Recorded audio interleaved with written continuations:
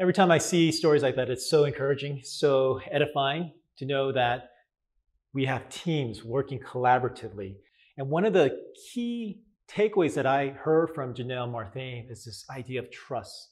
I think trust is absolutely foundational to building a collaborative experience. If you don't have trust, it's really hard to collaborate, work together. There's an author by the name of Patrick Lencioni. He wrote a book called 5 Dysfunctions of a Team. And his starting point that he talks about is teams need to have trust. If you don't have trust, you are dysfunctional. And so what are ways that we can find trust? What are ways that we can cultivate trust? I think one of the most important ways, Lindsay, is to have credibility. Yeah. I think it is so vital that the people that we're with, that I'm credible, that they're credible. Mm-hmm. I mean, it's obvious, but we'll say it. Tell the truth. That's one way to do it. Admit it when you're wrong or when you don't know something. These all establish credibility. And when they come from a leader, that really does impact people. They begin to see that you are somebody that they do want to be around, that you are somebody they do want to follow and co-lead with. Absolutely. Yeah. Closely related is reliability. They're very close. You can say that they're cousins, perhaps.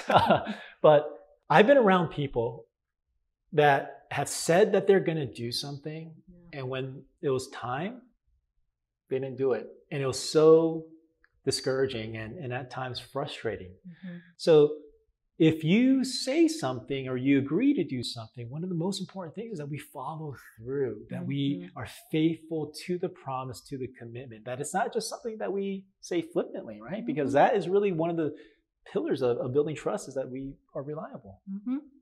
And people get a sense of whether they can count on you or not. And especially when we're talking about something as near and dear to our hearts and as foundational as our relationships with God, this piece matters. The reliability thing, there's another piece, I think. If you as the new worshiping community leader are meant to do something, like it's in your job description, it is what you and the community up until this point has already decided in some way, shape, or form that is your responsibility, then do it. Don't let that slide, or then rather quickly pass it off to someone else. This also, if you're meant to do it, then do it. It also helps build reliability, which is one of these component pieces of trust. I think a third way in which we can build trust is through intimacy. Mm-hmm. Intimacy with the people that we are working with, that we are partnering with. You have any? Yeah, easy enough, but we want to be intentional about this, because in starting new worshiping communities, a lot of times we're starting them with people we don't always know, or we only know one or two of. Obviously, we start with extending trust to others. We take that first step. Go ahead and trust them. And that slowly but surely builds intimacy, as does including others, seeing others, really going out of your way to have them feel welcome, value, feel a part. Yeah, absolutely. I think if I could just say one more about that, I think also building the intimacy side of trust, we need to watch our reactions. I mean, I'm bad at this sometimes. Sometimes I will be kind of thinking of something else and react to it on my face. But the people over here involved in that conversation may think I was hearing them and reacting. So reacting well, watch your reactions, because they don't always say what we intended them to say. Even, and I'm talking right there about an informal situation. Watch your body language. Don't dismiss or scoff, even accidentally. These things really do build a solid foundation for the kind of relationships that we need in order to lead well and as a team.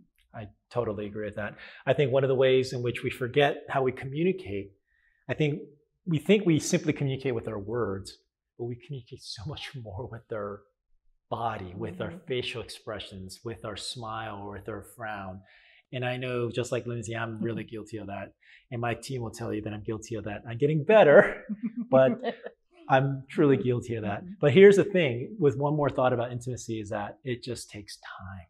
Yeah. I think time is one of the ingredients that is, you just can't force. It's like an amazingly well-cooked meal that's been stewing over a stove for hours or in the oven for hours. You can't force it. If you do it too fast, it's just not going to come out great.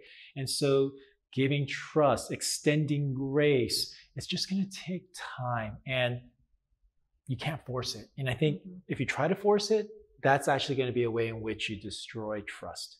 We have another way in which trust can be built. Might be the other side of the same coin with intimacy, but it's safety. Yeah.